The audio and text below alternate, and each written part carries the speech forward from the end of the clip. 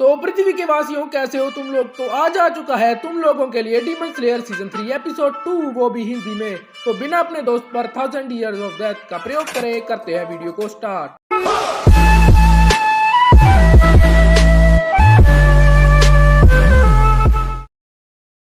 पिछले एपिसोड में हमने सारे अपर रैंक को देखा और इसी एपिसोड में हमने देखा कि तांजिरो ग्योतारो वाली फाइट से रिकवर हो चुका है और अब जा रहा है वो नई स्वॉर्ड के लिए स्वॉर्ड स्मिथ विलेज। वहाँ पर उससे मित्सुरी मिलती है और उसे बताती है कि इस विलेज में ऐसी चीज है जो तुम्हें पावरफुल बना देगी। फिर जब तांजिरो इस चीज को ढूंढने जाता है तो उसे मिस्ट हाशिरा मुचिरो मिलता है जो एक बच्चे से झगड़ रहा था। उनके पास ही में एक और स्पोर्ट्समैन था जो तांजिरो के सपने में आए आदमी जैसा ही था। वीडियो स्टार्ट होने से पहले लाइक बटन को जाकर दबाओ, चाहे उस पर सिंगल लाके मारो या चिदोरी, बस वीडियो लाइक हो जानी चाहिए। और अगर तुम एनिमे देखना चाहते हो पर तुम्हें इंग्लिश डब या सब समझ नहीं आती तो फिकर नॉट, एनिमेज को हिंदी में देखने के लिए इस चैनल को अभी सब्सक्राइब कर लो। अब आगे हम इस एपिसोड के स्टार्ट में देखते हैं कि पिछले एपिसोड में जो बच्चा मुचिरो से झगड़ रहा था वो उससे कहता है कि यहाँ से चले जाओ, मैं तुम्हें वो चाबी बिल्कुल भी नहीं दूंगा और ये तो सोचना ही मत मैं तुम्हें उसे इस्तेमाल करने भी सिखाऊंगा। उनको देख रहा तांजिरो सोचता है कि मैं उन्हें झगड़ा करने से रोकूं या नहीं, तभी मुचिरो उस बच्चे को थप्पड़ मारता है। फिर तांजिरो गुस्से में उसके पास जाता है और उसे उस बच्चे को छोड़ने के लिए कहता है। मुचिरो उससे कहता है कि तुम्हारी आवाज बहुत इरिटेटिंग है और वैसे तुम हो कौन। फिर तांजिरो उससे कहता है कि तुम एक बच्चे के साथ ऐसा कैसे कर सकते हो। तांजिरो उसके हाथ को हटाने लगता है पर उसका हाथ 1 इंच भी नहीं हिल रहा था। तांजिरो सोचता है कि ये लड़का मुझसे छोटा है पर फिर भी इतना ताकतवर कैसे हो सकता है। तभी मुचिरो तांजिरो को हटने के लिए कहता है और उसके पेट पर जोर से मारता है। तांजिरो नीचे गिर जाता है और मुचिरो कहता है कि तुम इतने कमजोर होते हुए भी डीमन स्लेयर कैसे बन गए। तुम्हारे बक्से में मुझे एक डीमन की बदबू आ रही है और फिर वो उसे खोलने लगता है। फिर तांजिरो कहता है कि इससे छूने की हिम्मत भी मत करना। तांजिरो फिर उस बच्चे को मुचिरो से छुड़ा लेता है और उससे पूछता है कि क्या तुम ठीक हो। पर वो बच्चा उससे कहता है कि यहाँ से चले जाओ, मैं वो चाबी किसी को भी नहीं दूंगा, चाहे तुम मुझे टॉर्चर ही क्यों ना करो। फिर मुचिरो उससे कहता है कि तुमने टॉर्चर ट्रेनिंग की भी है, ज्यादातर बड़े लोग भी उस ट्रेनिंग को नहीं कर पाते, इससे पता चलता है कि तुम कितने बेवकूफ हो। अगर वो टूट भी गया तो नया बना लेना। क्या तुम्हें पता भी है कि कितनी लोगों की जान जा सकती है अगर तुम ऐसे ही मुझसे छोटी सी बात के लिए लड़ते रहे। तुम एक हाशिरा की ड्यूटी में टांग अड़ा रहे हो। एक हाशिरा का टाइम तुम लोगों से बहुत ही ज्यादा गुना कीमती होता है। वो उससे कहता है कि स्वॉर्ड स्मिथ्स लड़ाई नहीं कर सकते और ना ही वो किसी की जान बचा सकते हैं क्योंकि तुम सिर्फ तलवारें ही बना सकते हो। लाओ अब वो चाबी मुझे दो। कोई भी एक्शन लेने से पहले अपनी औकात को याद रखना क्योंकि अब तुम बच्चे नहीं रहे। तांजिरो मुचिरो की बातों को सुनकर बहुत इरिटेट हो चुका था। वो मुचिरो को कहता है कि तुम बहुत ही घमंडी और निर्दयी हो। मुचिरो से कहता है कि क्या जो मैंने कहा वो सच नहीं। फिर तांजिरो कहता है कि तुम पूरी तरह से ठीक नहीं हो, स्वॉर्ड स्मिथ होना भी एक बहुत इंपॉर्टेंट काम है। वो लोग हमसे बहुत ज्यादा काबिल हैं, अगर वो हमारे लिए तलवार ही ना बनाए तो हम कुछ भी नहीं कर सकते। तलवार चलाने वालों और तलवार बनाने वालों दोनों को एक दूसरे की बहुत जरूरत है।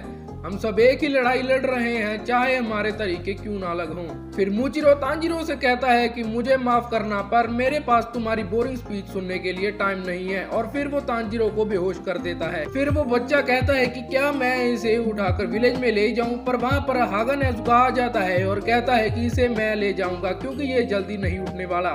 तभी तांजिरो की आंखें खुलने लगती हैं और वो भाग जाता है। तांजिरो उस बच्चे से पूछता है कि यहाँ पर अभी मिस्टर हागा नेजुका आए थे, वो कहाँ चले गए। फिर वो उससे झूठ बोलता है कि वो तो यहाँ पर आए ही नहीं थे। तांजिरो सोचता है कि ये उसका वहम होगा और वो फिर उससे पूछता है कि वो हाशिरा कहाँ गया। तो वो जवाब देते हुए कहता है कि मैंने उससे चाबी पकड़ा दी इसलिए वो चला गया। तांजिरो कहता है कि तुम्हारे पास और कोई रास्ता भी नहीं था, मुझे पता नहीं था कि यहाँ क्या चल रहा है इसलिए मुझे तुम्हारे बीच में नहीं आना चाहिए था। फिर वो बच्चा कहता है कि ऐसा मत कहो, तुम मुझे जानते भी नहीं हो फिर भी मेरे लिए लड़े, मुझे बहुत खुशी हुई। तांजिरो उससे पूछता है कि यहाँ पर जो आदमी खड़ा था वो कौन है। फिर बच्चा उससे कहता है कि वो एक मैकेनिक डॉल है, उसे यूज करने के लिए ही उस हाशिरा को वो चाबी चाहिए थी। तांजिरो उससे पूछता है कि एक हाशिरा को उस डॉल की क्या जरूरत है। फिर वो जवाब देता है कि वो कोई मामूली डॉल नहीं है, वो 108 से ज्यादा मूव्स परफॉर्म कर सकता है और एक इंसान से बहुत ज्यादा ताकतवर है, इसे कॉम्बैट ट्रेनिंग के लिए यूज किया जा सकता है। फिर उन्हें अचानक से तलवारों के टकराने की आवाज सुनाई देती है और वो उस आवाज की ओर जाने लगते हैं। वहाँ पर वो देखते हैं कि उस हाशिरा ने ट्रेनिंग करनी शुरू भी कर दी है। तांजीरो कहता है कि ये मैकेनिकल डॉल एक हाशिरा को टक्कर दे रहा है और वो बच्चा उससे बोलता है कि इस डॉल को मेरे पूर्वजों ने बनाया था और इसका नाम है योरिची टाइप 0। तांजीरो उससे पूछता है कि पर इसकी 6 आर्म्स क्यों हैं?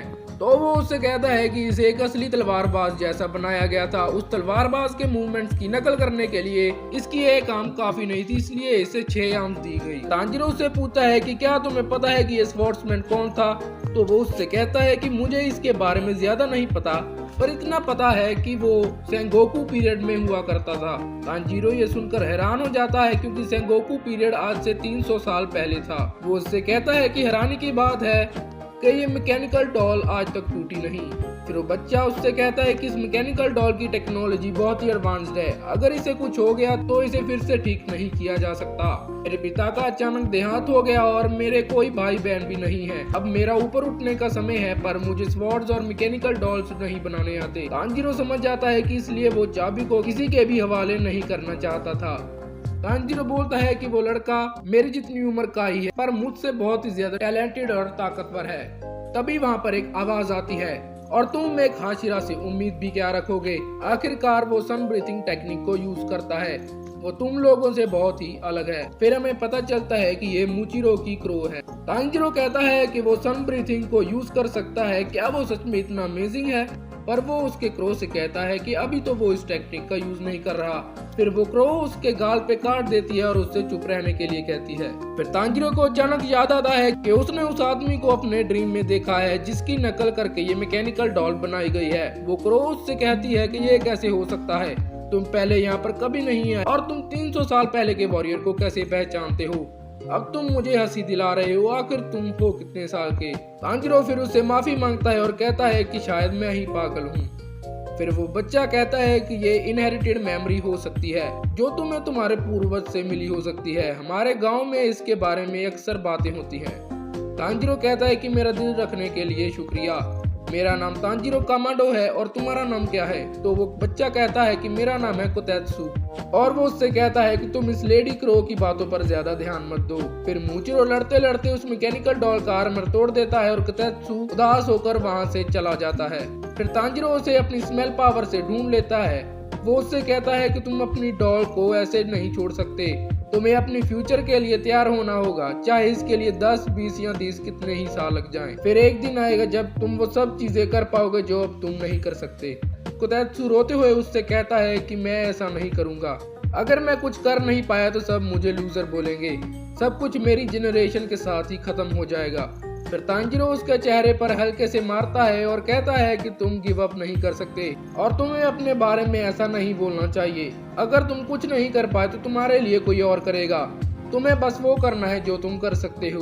तुम्हारे बच्चे या पोते उसे आगे बढ़ाएंगे। जैसे मैं मुजान को हराना चाहता हूँ और अपनी बहन को वापस डीमन से इंसान बनाना चाहता हूँ, पर मैं अगर इस लड़ाई के बीच नहीं रहा तो मुझे पूरा विश्वास है कि कोई ना कोई ऐसा जरूर करेगा। जैसे हमने अपर रैंक को हराकर उन लोगों के काम को पूरा किया जो उसके हाथों मारे गए, एक दिन जरूर ऐसा आएगा जब हम मुजान की बुत सूची को हरा पाएंगे। हम दोनों पूरी जान लगा देंगे। फिर कोतेत्सु कहता है कि ठीक है, पहले मैं डॉल के टूटने से डर रहा था, पर अब ट्रेनिंग चालू रहेगी चाहे रात ही क्यों ना हो जाए।